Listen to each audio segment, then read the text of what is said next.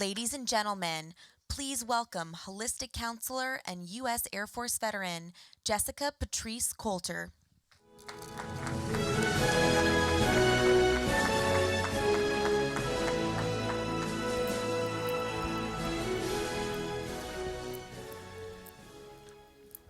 So I'm going to ask you to trust me, okay? So as you're sitting in your seats, do me a favor and maybe sit up a little bit and maybe like put your feet on the floor. And I want to invite you to close your eyes and follow me, okay? You're going to close your eyes and you're going to press your feet into the floor and you're going to take a nice deep breath in. You're going to breathe in and then you're going to breathe out. And then you're going to breathe in and then you're going to breathe out. Then you're going to open your eyes. Someone recently just told me that sometimes all you have to do is take a breath.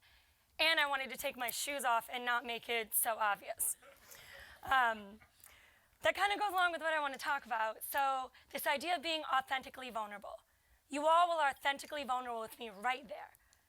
You just closed your eyes and I saw everyone just sit up, take a breath, and you're able to feel good.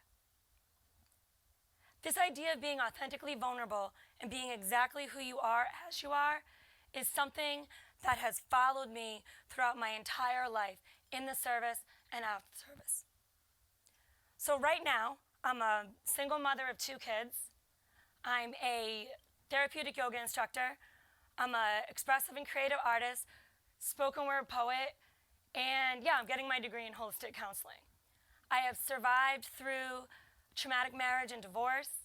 I have survived through military sexual trauma, and I've had a brain aneurysm. How did I do all that stuff? How can I stand here before you today and speak? Because I allowed myself to be authentically vulnerable at any point. My favorite part of being in the Air Force, I was a chaplain assistant. I felt so connected when people of all faiths would come to see the chaplain, whether they were Christian, Muslim, Jewish, or Wiccan. And they would lay at the feet of their faith, their problems, their passion, their joy, the very worst times and the very best times. And I watched people come and be so raw and so vulnerable. And something in me picked up on that, even though I didn't know what it was. Years later, when I was going through my divorce, and all the things started bubbling up, because I didn't tell anyone when I was sexually assaulted. I kept it stuffed down, and everything started to come up. And during that time, I found my own faith in the power of yoga. And I reignited my passion, the same exact passion I had for my job as a chaplain assistant doing spoken word poetry. And I started to piece together who I wanted to be and how I wanted to be.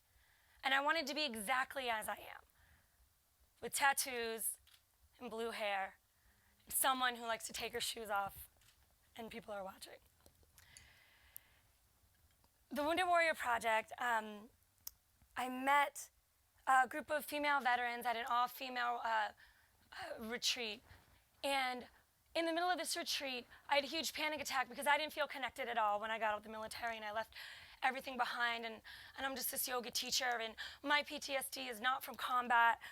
So I was having a panic attack. And I sat down, and the staff sat down with me. And the female veterans sat down with me. And they heard what I said. And for the first time, I told my story. And for the first time, I was able to hear them say, "Me too. This happened to me." And oh, by the way, here's some Congress people that you can contact. Here's some information. So I dove right back in and felt super connected once again. And I learned everything I could about what's going on with not only just military sexual trauma, but what's going on with female veterans just like me, who are mothers, who are artists, who are raising children, and all the things we face. And I started to rededicate my activism and my poetry and everything I did so that anytime I had a chance to talk to anybody, I would talk about what we go through. Because we will end military sexual violence in the military. We will end retaliation in the military. And we will start to hear and see the stories of women veterans, and we start to acknowledge that we exist and we're here. Because I refuse to be silent anymore. Silence and secrets nearly killed me, all the things I kept deep down inside about being a female veteran. So while I'm doing all this and all this is going on, I found my way into a holistic counseling program. So I'll be getting my master's degree in holistic counseling, which is a licensed mental health counselor and the creative and expressive arts. And I got here by simply being who I am, as I am, taking my shoes off, and letting everyone breathe with me. So I'm going to ask you to trust me just one more time. Hope you trust me. Right here. So once again, we're going to take a nice deep breath in and out. We're going to do that together. And out. I'm going to say this 3 times. So I'm going to say it and we're going to say it together. We're ready? You guys trust me? Okay. So, she served to be heard, and I'm going to make sure I use these words. She served to be heard, and I'm going to make sure I use these words louder. She served to be heard, and I'm going to make sure I use these words because I served, and I will be heard, and I'm going to make sure I use these words.